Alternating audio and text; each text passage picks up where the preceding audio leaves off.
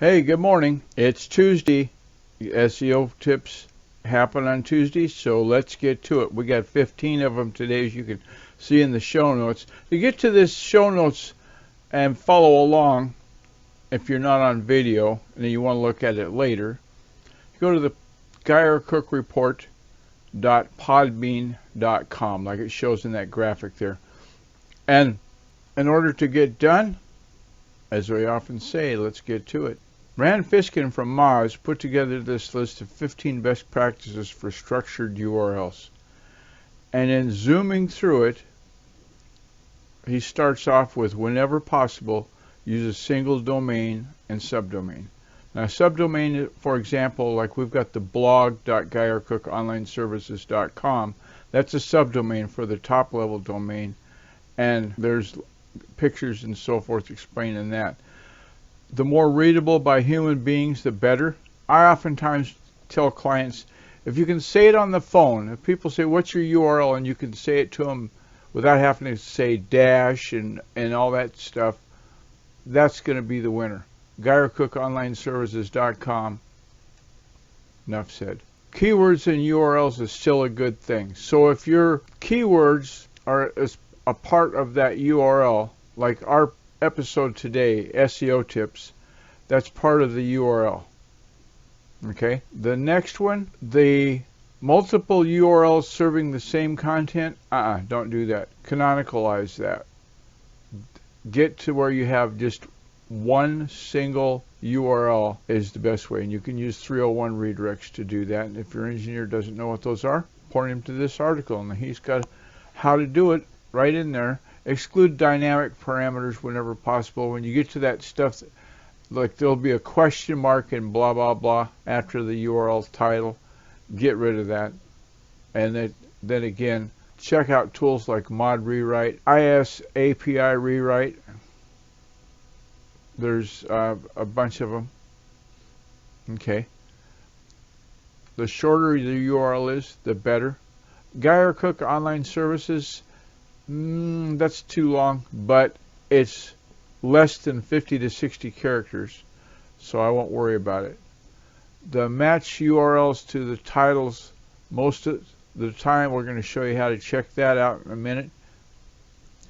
The next one he talks about is including stop words that isn't necessary. So you'll notice that I have the GuyerCook report, and the is a stop word, just like all the rest of them listed here. But I'm not worried about it because Google's robot's smart enough to sort that out. Control unwieldy punctuation characters. You don't want to put a bunch of stuff, I call it, like asterisks and exclamation marks and dollar signs and so forth in URLs, because it's not going to work. The 10th one, wow, there's 15 of these. We're going right along, trying to hurry. Limit redirection hops. Now, a redirection might be, let's say you've got some URLs that aren't politically correct. That is, they're not SEO friendly, and so you redirect those. Well, just do it once. Like you go from the source URL to the destination. That's one redirect from A to B. That's okay. And they say it's even cool if URL B then redirects to C. Nothing, and I'm going back to Don't Make Me Think, if you know that book. Nothing is more important than 2 clicks away. If you have to go more than 2 clicks to get to it, might not be worth it. Okay? Fewer folders is generally better. So you don't want to have, like it shows in this example with Rand's Whiskey, Whack Scotch, Whack Lagavulin, Whack 15-year, Whack Distiller's Edition, Whack another directory, Pedro Jimenez, Cask, and then the final folder, 750 milliliters. Now, you want to make that be shorter, and he goes and shows you an example how to do that better. Okay, like I said, if it's more than 2 clicks away, revisit that navigation. Avoid hashes in the URL that create separate and unique content. So that's a fragment identifier, as he says here. And if you've got those going on, try not to do that. There's always a solution, as Andrew Fry would say. Be wary of case sensitivity. Everything should be in lowercase, okay? See the server responses? If you go upper and lowercase, well, Microsoft is going to let you do it, but Unix, not so much. And the newer technologies, Nginx, same way. It won't work. Hyphens and underscores are preferred word separators. Okay, now I read a thing from the Google guy, I can't think of his name right now, and he said to have separate words, use a dash, use a hyphen. Underscore is used, it's going to combine all those words into one big gobbledygook. Like hyphens and underscores are preferred word separators. Use hyphens to separate those words, because if you use underscores, then it's going to have to be that exact same thing when you search for it, and that might not work. Okay.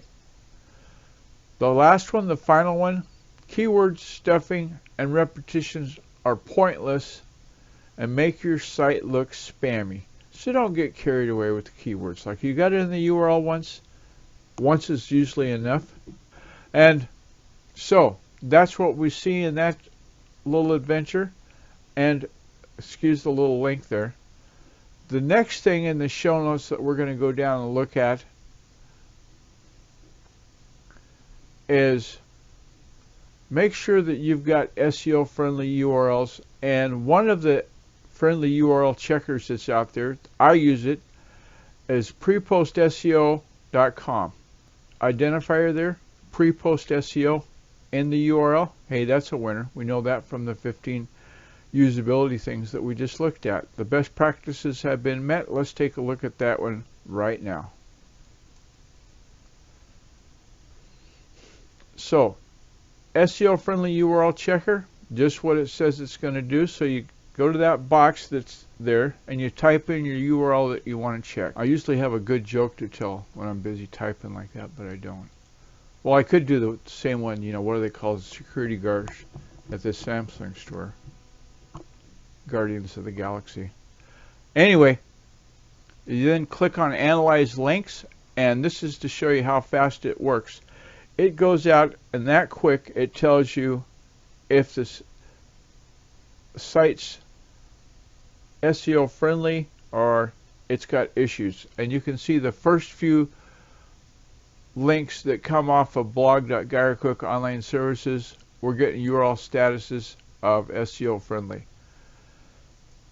So that being said, check those links that you've created. Make sure that they're SEO friendly. Like one of the things I did, and looking at this before I go, about GuyerCook Services is the new anchor text I gave to this page, because that's what the page is about.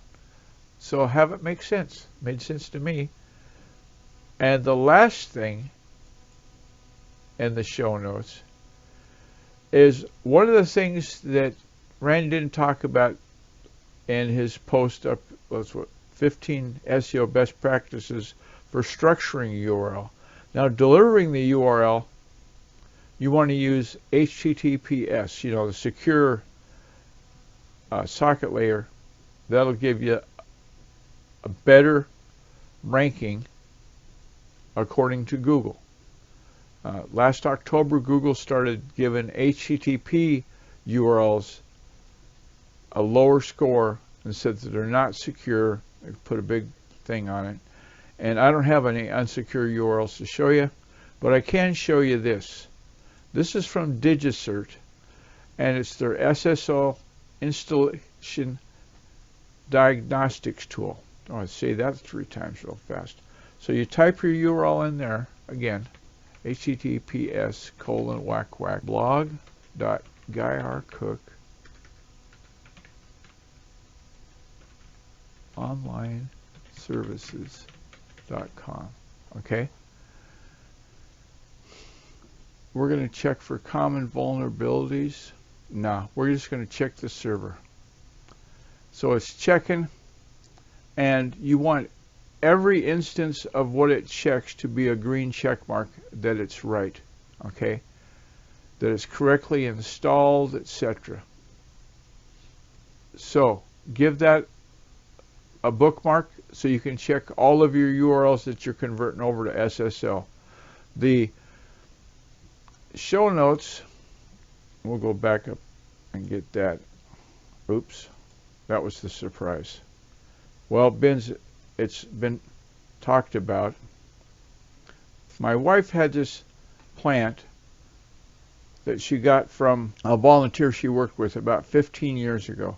And she had it at her work when we lived in Bremerton over by Seattle, at her office, and it always bloomed at Thanksgiving, not ever at Christmas. Okay? Now today's December 12th. Give it a look. We've moved to eastern Washington, about 300 miles east, and something about the air in Walla Walla, it's drier, it's more Christmassy, I don't know what, but the picture tells the story. There you have it. Congratulations to the queen of everything.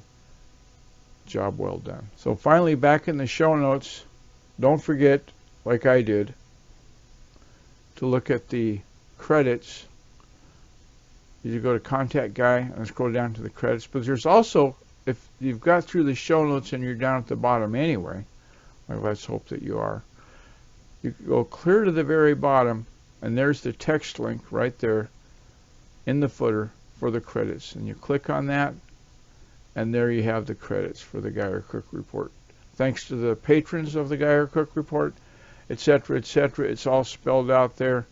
Take a look, and you'll see the references made for the people that we thank a lot, like Fraser Ramsey from Hattrick and Ramsey Unleashed. He runs a company called Edinburgh Dusters over in Edinburgh, Scotland. He's on the radio with his podcast. Eileen Smith, thanks for telling us about Screencast-O-Matic. And of course, we always give a shout out to that Facebook group, Friends Just Chatting. Was just in there this morning speaking with somebody. So have a good Tuesday. Hope these SEO tips work for you. And like I always say, we'll see you tomorrow. It's a wrap.